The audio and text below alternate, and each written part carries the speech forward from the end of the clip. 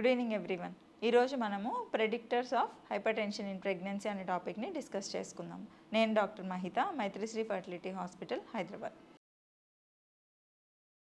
So predictor అంటే మనము ఎప్పుడు ప్రెడిక్ట్ చేయాలి పేషెంట్ని, ప్రతి నెల మన దగ్గర చెకప్కి వచ్చినప్పుడు ఏవి చూస్తే మనకి నెక్స్ట్ బీపీ వచ్చే ఛాన్సెస్ ఉంటుంది అని కనిపించే లక్షణాలు ఏంటి అనేది మనం ఇప్పుడు డిస్కస్ చేసుకుందాం.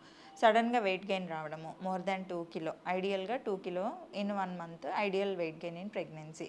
ఎర్లీ ట్రైమిస్టర్ కాదు, మోర్ దాన్ 5th మంత్ తర్వాత నుంచి మోస్ట్లీ అందరు females 2 kilo or 2 to 2.5 kilo వరకు మ్యాక్సిమం వెయిట్ గెయిన్ ఉంటుంది. కానీ కొంతమంది 3 కిలో, 5 కిలో, 7 కిలో వరకు కూడా పెరుగుతున్నారు. ఇట్లాగా అబ్నార్మల్ వెయిట్ గెయిన్స్ వచ్చేవాళ్ళు బీపీలో ల్యాండ్ అవుతారు. సో ఇంకొకటి బీపీ రికార్డింగ్స్.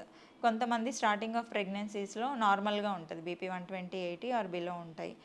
లేదు నెక్స్ట్ ఫాలోఅప్స్కి వచ్చినప్పుడు 130/90 రావడం, 140/90 అలా 2 అకేషన్స్లో మనకి బీపీ కనపడినట్టు కనుకైతే అప్పుడు కూడా బీపీ వచ్చే ఛాన్సెస్ ఉంటుంది. పాస్ట్ హిస్టరీ, ముందు ప్రెగ్నెన్సీస్లో బీపీ ఉండడము, లేదా క్రానిక్ హైపర్ టెన్షన్, ప్రెగ్నెన్సీ మునుపు నుంచే బీపీ ఉండడము, వీళ్ళకి కూడా మనం జాగ్రత్తగా మానిటర్ చేసుకోవాలి. మదర్ ఫాదర్కి హైపర్ టెన్షన్ ఉన్న కొన్ని జెనెటిక్ కారణాల వల్ల కూడా మనం బీపీలో ల్యాండ్ అయ్యే ఛాన్స్ ఉంటుంది.